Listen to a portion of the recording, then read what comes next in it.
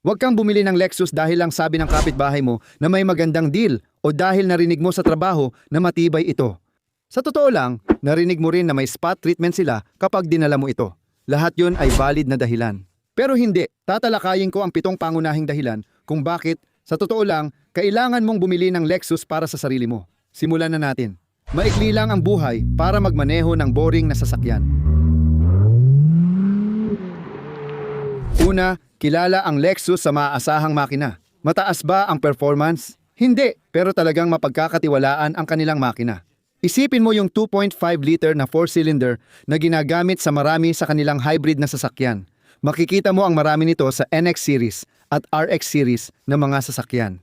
Halos bawat modelo ay mayroong 2.5 na makina na siya ring ginagamit. Naturally aspirated ito, galing mismo sa mga sasakyan tulad ng Toyota Camry. Talagang maaasahan. Bukod dyan, may magagandang makina sila gaya ng 3.5-liter V6 na matagal nang gamit na narinig mo na rin sa IS350. Nakakalungkot, tinatanggal na ang mga makinang iyon sa ibang modelo tulad ng RX 350 kaya kailangan bumili ng 21 pababa para makuha iyon. Ang ES350 at IS350 ay mga alamat na sobrang maaasahan. May 300 horsepower at kadalasang may mahusay na torque converter automatic transmission. Mas maganda pa, kaysa direct fuel injection lang tulad ng karamihan ngayon na madaling barahan ng carbon, gumagamit sila ng 2 fuel system. Tama iyon. Meron din silang port fuel injection, kaya nahuhugasan ang likod ng intake valves at napapanatiling malinis ang mga balbula habang patuloy na humihinga ang makina. Sobrang maaasahan talaga, isa sa mga pinakamatatag na makina. Dapat din nating tandaan ang mga luma nilang V8 na naturally aspirated na karamihan ay nawala na. Kung hahanap ka, makikita mong maraming 2 hanggang 4 na taong gulang na Lexus at mga luma, naturally aspirated na makina sa merkado na sobrang tibay. Ang pangalawang pangunahing dahilan, ayaw ng kahit sino na mawala ng pera. Ayokong masayang ang pera ko at sigurado akong ayaw mo rin. At ang resale value ay isa sa pinakamalalaking dahilan. Ang Lexus ay isa sa may pinakamalakas na resale value. Bakit?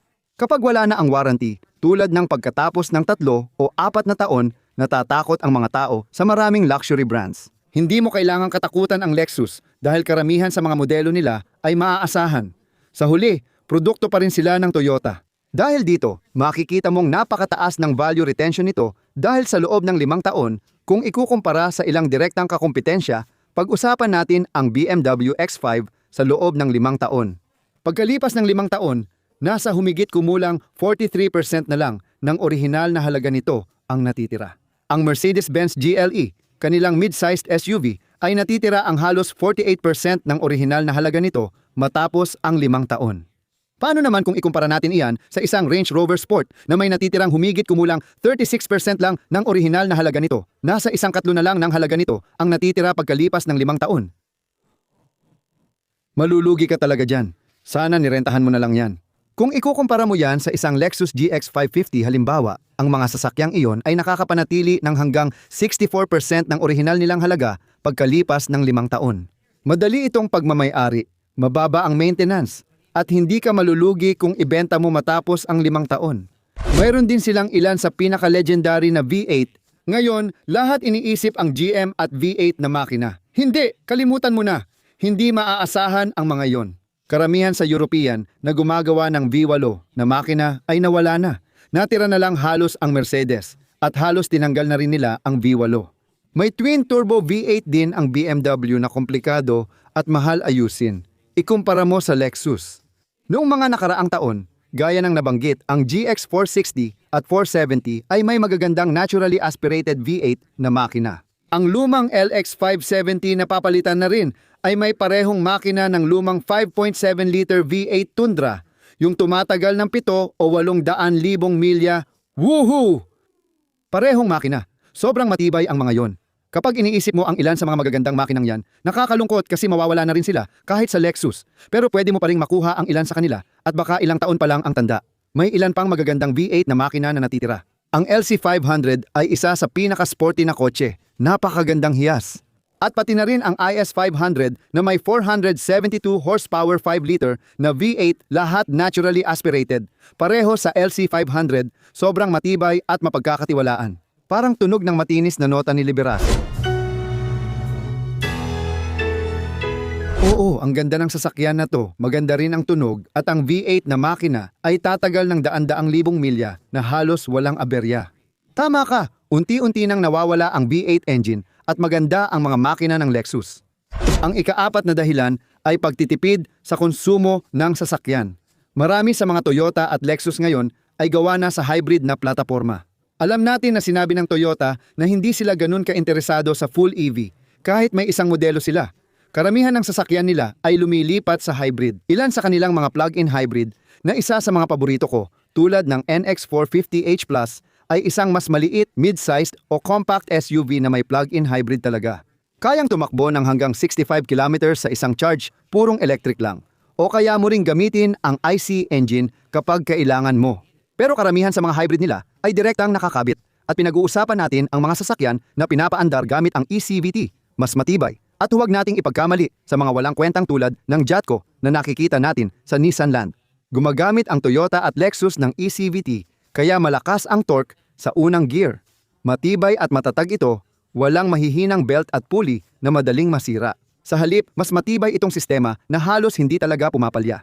Ginawa ito para tumagal katulad ng maraming transmission at makina na nilalabas ng Toyota at Lexus. Dahil sa dami ng hybrid sa mundo ng Lexus, alam natin na ito na ang transition. Lugar ito ng mga sasakyan na matipid gamitin, mababa ang carbon emissions, na isa pang benepisyo. Pero ang pinakamahalaga, maaasahan sila, mapagkakatiwalaan, mura ang pagpapaayos. Mas maliit at madaling gamitin ang baterya ng hybrid kumpara sa full EV. Toyota at Lexus ang pinakamahusay at eksperto sa hybrid. Matagal na nilang ginagawa ito at bihira magkaproblema. Isa sa mga pangunahing dahilan ay ekonomikal ang Lexus at isa sa pinakamurang gamitin araw-araw. Sunod na dahilan ay ang kanilang transmission. Sa kasamaang palad, wala silang manual gearbox, kundi torque, converter automatics at eCVTs lang.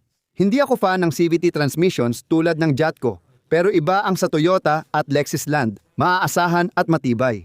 Kayang hawakan ang torque sa unang gear. Kaya nilang mag-accelerate nang hindi mo ramdam na masisira. Dinisenyo sila para tumagal kasing tagal ng makina at torque, converter automatic transmissions.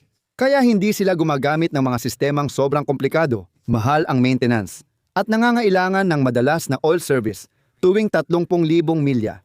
Hindi, madali lang silang pagmamay-ari, madali lang gamitin, maayos silang mag-shift, maaasahan ang kanilang performance. Ang susunod na malaking dahilan para bumili ng Lexus ay ang mababang gastos sa pagmamay-ari. Kung ikumpara sa Range Rover, BMW at Mercedes, ang Lexus ang pinaka-namumukod-tangi. Halimbawa, ang Range Rover ay umaabot sa $1,900 kada taon para sa maintenance at oil services. Alam ko ito dahil nagkaroon ako ng Jag F-Type. Gusto ko ang kotse, pero bawat taon umaabot ng $2,200 Canadian dollars ang gastos at para lang iyon sa oil services at filters. Habang tumatagal, sa loob ng 10 taon, asahan mo na aabot ng halos $18,000 hanggang $20,000 ang tuloy-tuloy na gastos sa maintenance ng isang Range Rover. Ang parehong gastos kapag pinag-uusapan mo ang isang Mercedes GLE ay humigit kumulang $1,300 kada taon. Hindi rin mura ang magpatakbo ng ganitong sasakyan. Umaabot ito ng $12,000, $15,000 sa 10 taon. Ang BMW, gusto natin dahil sa ganda ng pagmamaneho nito. Talagang kamangha-mangha, pero lahat ng saya sa pagmamaneho may kaakibat na gastos. Tama, mga $1,600 kada taon ang karaniwang gastos sa BMW. May mas mahal at mas mura, depende sa modelo. Mas mura ang base A230 kumpara sa 7 Series Beamer. Pwede mong i-round off sa $15,000 hanggang $20,000 sa 10 taon. Hindi mura ang pagpapatakbo ng sasakyan, lalo na kung may malalaking sira pa. Kung hindi kasama ang posibilidad ng makina o transmission na masira, magastos pa rin ang pag-aalaga sa mga sasakyan na ito. Kung ikukumpara, ang karaniwang Lexus ay $700 hanggang $800 lang kada taon o mga $7,000 hanggang $10,000 sa loob ng 10 taon. Mas mura at madaling tanggapin. Ikapitong dahilan, kalidad ng biyahe, komportable at pino. Maganda ang mga materyales at mataas ang kalidad. Walang aberya sa malalaking screen, lalo na kapag nagmamaneho ka ng Lexus. Makakatakbo ka ng daan-daang libong milya na halos walang problema maliban sa paminsan-minsang palit ng preno, gulong at oil change. Wala kang dapat ireklamo dahil ito ang sasakyan na magdadala sa iyo ng daan-daang libong milya ng komportable at tahimik. Ngayon, medyo hindi na ito ganun ka-sporty, maliban na lang kung kukuha ka ng IS500 o LC500, pero kahit ang mga yon ay medyo pino at hindi kasing agresibo kumpara sa ibang kakumpetensya tulad ng F-Type o GT series ng Benz. Ang mga Lexus ay dinisenyo para sa ginhawa, pagpapahinga at pagiging maaasahan.